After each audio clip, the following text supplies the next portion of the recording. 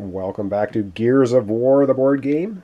We're playing Search for the Stranded. It is the expansion card pack, Mission 1. And we have Marcus here and Dominic taking on the hordes of locusts. Alright, and we're looking for a stranded individual who has weapons, cash, and supplies. And so far, we're motoring along a little bit. We're supposed to kill Locust and put tokens on a card to continue in the mission. Right now, let's just continue. Up first, Marcus. Marcus has, I believe, 6 cards. Let me just double check this. 1, 2, 3, 4, 5, 6. Yeah, so we're draw cards as the first thing. So he can draw up to 7 cards. And I'm going to have to take a quick look at his cards here and come back with what he is going to do. Alright, so Marcus right at the top here. So what we're going to play for his cards is we're going to play Assault. And Assault says move up to 3 areas and then perform 1 attack. So that's what he's going to do. He's going to move up to 3 areas. So 1, 2, 3. So he's in the same area now as Dominic. But he's not in cover because Dominic is in cover and the space only has 1 cover. He's going to perform 1 attack against the Palace Guard here, and he's going to do it with the Torque Bow, which is right to the just out of camera range here. So let's take a look at that weapon. This is what he's going to use, and I hope this is going to focus. And it has 2 ammo tokens on it because he just picked it up. And he's going to use the overkill ability. So he's going to spend an ammo token. He's going to roll 5 dice, has a range of 3. So this is an extremely powerful weapon. Going to spend 1 of the 2 ammo tokens on it, and that means he's going to be able to roll 5 dice against this character. Now, unfortunately, he is in full cover, so he's going to get 2 dice for his base ability plus 2 dice for being in full cover. So it's going to be rolling 5 black dice versus 4 red dice. Let's see what happens. Okay, and I should mention that the omen symbol on the die, it says charge shot. Ignore each defense die that rolls exactly 2 shields. So if they roll an omen on the black dice, then we're going to be able to ignore 2 die defenses on the red ones. So let's see what happens here. And this is really unfortunate. We rolled 3 omens and only 2 hits. And the Palace Guard rolled 3 defense. So if these had been 2 die defense, these would have canceled them. But no damage happens at all to the Palace Guard here. So that was not great. Oh well, that's the way it goes. So that is Marcus playing his card. And up next will be the AI going. So we're going to zoom out here and have the AI go. Alright, it's the AI's turn. So of course we're going to draw an AI card and we're going to see what it is. And this time it's back to the butchers. So if a cog figure... so for each butcher, if a cog figure moved or attacked this turn, well, indeed, they did. Move 1 area toward the cog figure. The locust then attacks each cog figure in its area. Okay, so basically they're just going to be moving up, trying to get closer to us. Of course, our 2 butchers are right here. So this one, of course, this is a solid wall. Can't move there. It's going to have to move down to this space. Doesn't move into cover. And this one's just going to stomp along to this space. Now, I should mention they're melee characters, these butchers. They're not ranged attack characters, but they're still quite a distance away from us. That is going to be the AI turn. Up next, we're going to have Dominic go. And Dominic has 1 card, but he does get to draw 2 cards now. Start of his turn. And so he drew Assault and active reload again. So he can either move up to 3, perform an attack. He can perform an attack and then play another card if he uses over. Or he can play Pummel, make 2 attacks.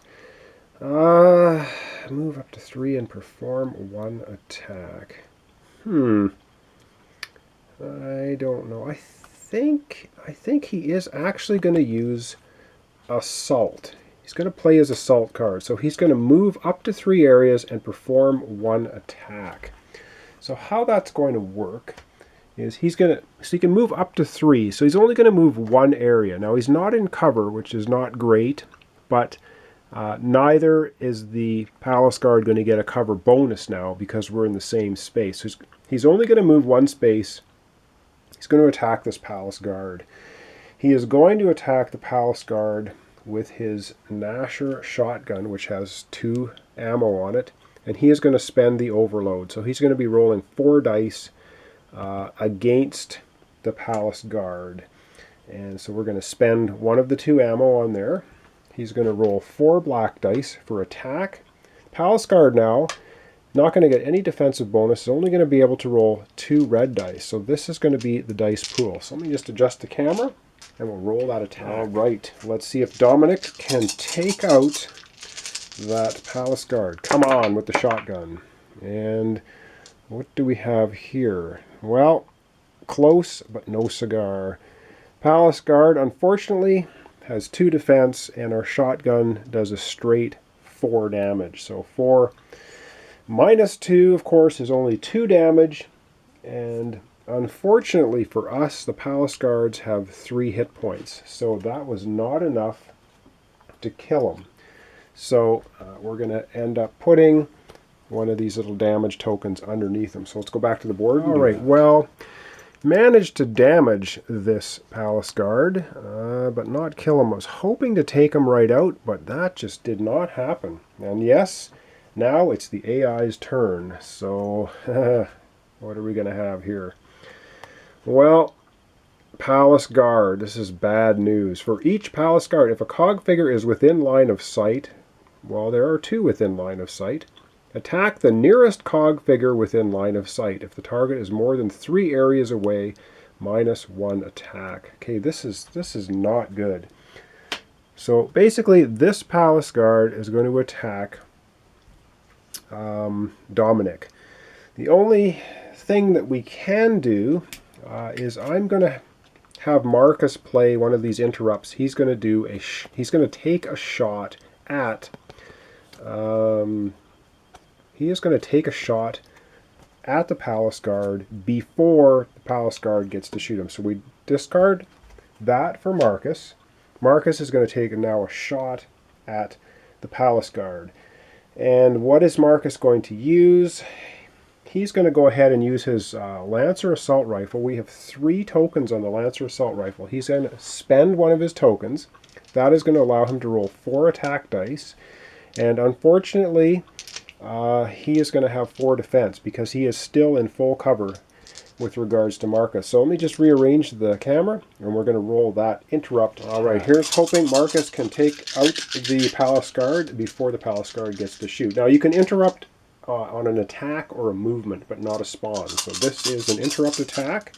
Come on, Marcus. And I think, well, let's have a look here. It's going to be close, or is it? Well, I don't know.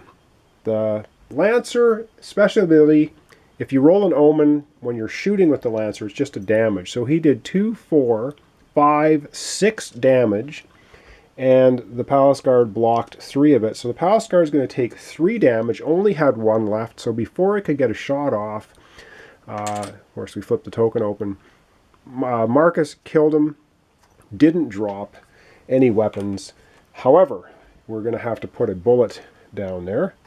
And wow, Marcus saved Dominic's bacon there. So that's the end of that Palace Guard. Good stuff. So that's the end of the AI phase. And then up next is going to be Marcus again. So we're going to do Marcus, and then we're going to do Dominic, and that will be the end of this episode. So that was a good preemptive shot. All right, so Marcus's turn. Marcus here has 1, 2, 3, he has 5 cards. He gets to draw 2. 1, 2. And again, I will have to take a look at these cards. Oops. Take a look at them, come back, and Marcus will make his decision. All right, so what Marcus is going to play? He's going to play Scavenging. And it basically says move up to 2 areas, which he will do, and then gain 1 ammo token for one of your weapons, may not gain a grenade. So he is going to be scavenging for some ammunition.